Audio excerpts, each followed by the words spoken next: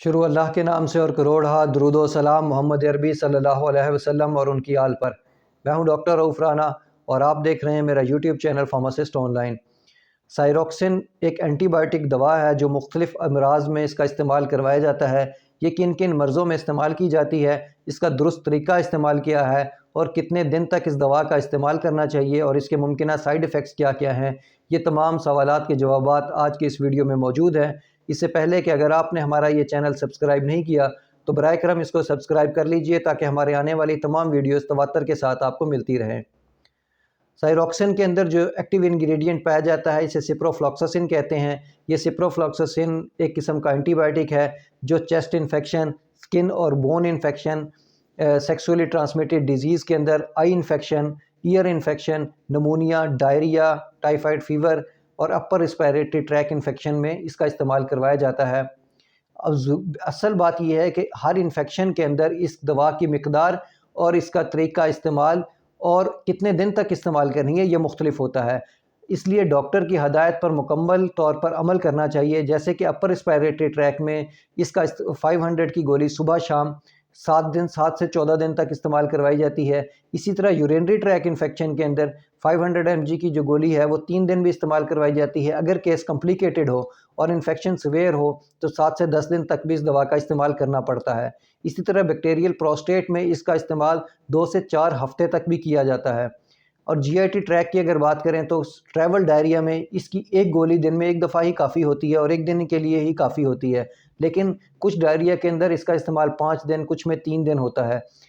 Doctor آپ کے مرض کی کیفیت اور آپ کے باڈی ویٹ کے حساب سے آپ کو یہ دوا کا انتخاب کرے گا۔ اسی طرح ٹائیفائڈ فیور کے اندر کچھ کیسز میں 7 دن اور کچھ کیسز میں 14 دن تک بھی اس دوا کا استعمال کروایا جاتا ہے۔ اس لیے ضروری ہے کہ ڈاکٹر کی مکمل ہدایت پر فالو کریں۔ اور اینٹی بائیوٹک کی سب سے بہترین بات یہ ہے کہ اول تو اسے ڈاکٹر کی پرسکرپشن پہ ہی استعمال کریں، اور دوسری بات جتنی دیر ڈاکٹر نے آپ کو استعمال کرنے کا کہا ہے اتنی دیر پورے استعمال کریں، تبھی مرض سے افاقہ ہو سکتا ہے۔ اس کو کھانے کے لیے کوئی خاص قسم کی کھانے یا خالی پیٹ کی ضرورت نہیں ہوتی، کسی بھی فلوئڈ کے ساتھ آپ اس کو لے سکتے ہیں۔ جیسے ہی یہ معدے میں جاتا ہے تو اس کی ایبزارپشن سٹارٹ ہو جاتی ہے، خالی معدے میں اس کی ایبزارپشن زیادہ ہوتی ہے۔ لیکن گیس کے شربت، اینٹاسڈ جو ہوتے ہیں جس میں میوکین ہو گیا، گیوسکون ہو گیا، اس کے ساتھ اس دوا کا استعمال نہیں کرنا چاہیے، کیونکہ اس دوا کی جو ہے صلاحیت ہے وہ اینٹاسڈ کم کر دیتا ہے۔ اگر اینٹاسڈ کا استعمال مقصود بھی ہو تب اس دوا کے 2 گھنٹے بعد اینٹاسڈ کا استعمال، جیسے کہ گیوسکون سیرپ، میوکین سیرپ یا ٹرائسل کی گولی جو گیس کے شربت ہیں، وہ اس دوا کے 2 گھنٹے کے بعد وہ لینے چاہیے۔ اور اسی طرح اس دوا کو دودھ کے ساتھ استعمال نہیں کرنا چاہیے۔ دودھ اس کی جو جذب کرنے کی صلاحیت ہے، دوا کی مقدار ہے، اس کو کم کر دیتا ہے، اس لیے دودھ اور دہی کے ساتھ بھی اس کا دوا کا استعمال نہیں کرنا چاہیے۔ اب کون سی ادویات ہیں جس کے ساتھ اس دوا کا استعمال نہیں کرنا چاہیے؟ اس میں نمبر 1 پہ موویکس ٹائزیناڈن ہے، اس کے ساتھ اس کا استعمال نہیں کرنا چاہیے، کیونکہ اگر یہ دونوں دوا اکٹھے استعمال کر لی جائے تو نیند آنے کی جو اس کی خصوصیت ہے ٹائزیناڈن کی وہ زیادہ ہو سکتی ہے، اس طرح مریض کو زیادہ نیند آتی ہے اور وہ سیڈیٹیو رہتا ہے۔ اسی طرح میتھوٹریکزیٹ کے ساتھ بھی اس کا استعمال نہیں کرنا چاہیے۔ کیوبیران TSR، تھیوفائلین جو ہوتا ہے، اس کے ساتھ بھی اس کا استعمال نہیں کرنا چاہیے۔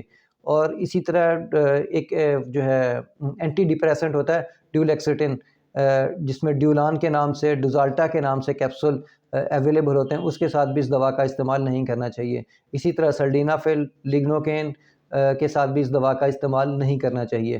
اپنے ڈاکٹر یا اپنے فارماسسٹ کو بتا دینا چاہیے تاکہ اگر آپ یہ دوا استعمال کرتے ہیں تاکہ وہ اس کی جو ایڈجسٹمنٹ ہے وہ کر سکے۔